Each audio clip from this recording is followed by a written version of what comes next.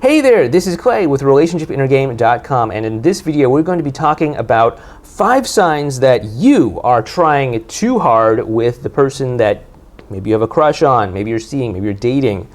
So let's go ahead and get right into this, because we all know that trying too hard, being too needy, being too desperate, it can be very off-putting for somebody. So let's just get right into this and see if maybe that's something that you might benefit from working on, okay? So the first sign is that you think that they are too good for you. Maybe you have some sort of limiting beliefs about worthiness or something like that. But if you believe that this person that you're seeing, dating, is like way out of your league, too good for you, you have no business dating someone this awesome or whatever that might be, then that can be a sign that you might be trying too hard. And the reason why is because if you have that belief that this person is too hot for me, then you're essentially saying that here you are and here they are, way above you, aka on a pedestal, right? Because when you put somebody on a pedestal, you have no choice but to look up to them. So, and of course, if you put somebody on a pedestal, you're going to try to validate yourself to them, prove that you're worthy of them,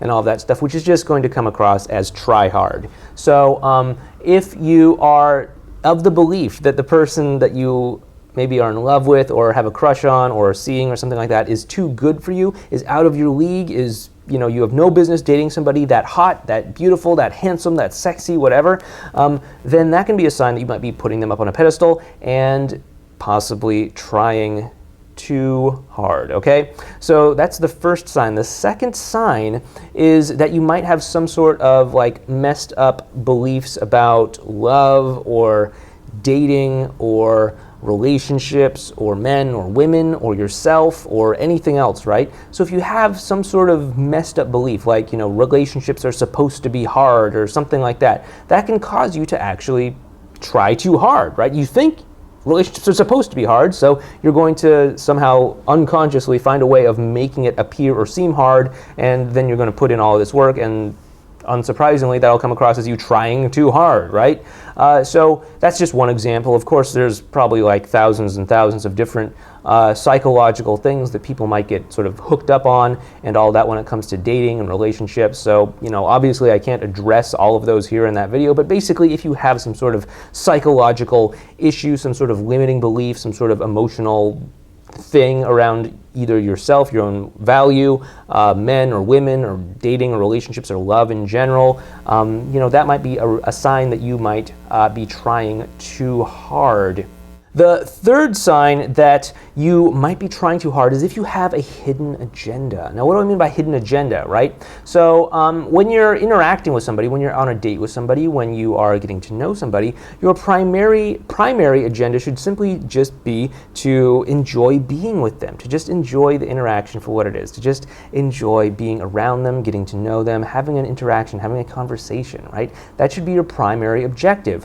But if you have a hidden agenda, you might be hoping that this person might become your boyfriend, or hoping that they might become your girlfriend, or hoping that you can sleep with them, or hoping that they might commit to you, or hoping that they might become your future spouse, or hoping that the two of you might move in together, or something like that, or hoping that if you could get this person to be in a relationship with you, then all of your friends would think that you are amazing and wonderful, and it would finally validate that your mother was wrong and that you actually are a worthy and lovable person, right? Or anything like that in between.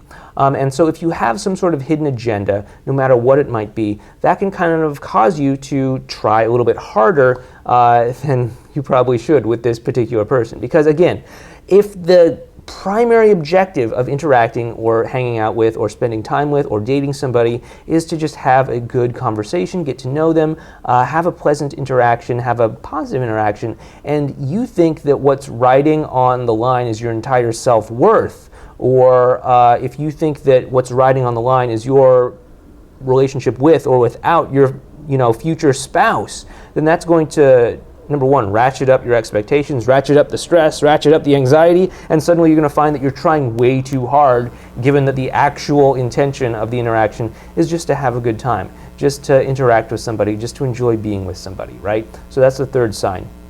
The fourth sign that you might be trying too hard is if you find yourself sort of stalking the other person online, browsing through their Facebook feed or analyzing, who it is that's liking their posts. Who is that guy that keeps liking her posts? Is that her boyfriend? Is that someone that has a crush on her? Do I need to beat him up in a dark alley after he gets off work or something like that? If you find yourself having these sorts of thoughts, then you are spending, number one, way too much time stalking this person online, but number two, you're probably trying way too hard because you're simply just over-invested in this person. You have invested way too much energy into them, most likely, given the amount of return that they are likely giving back to you.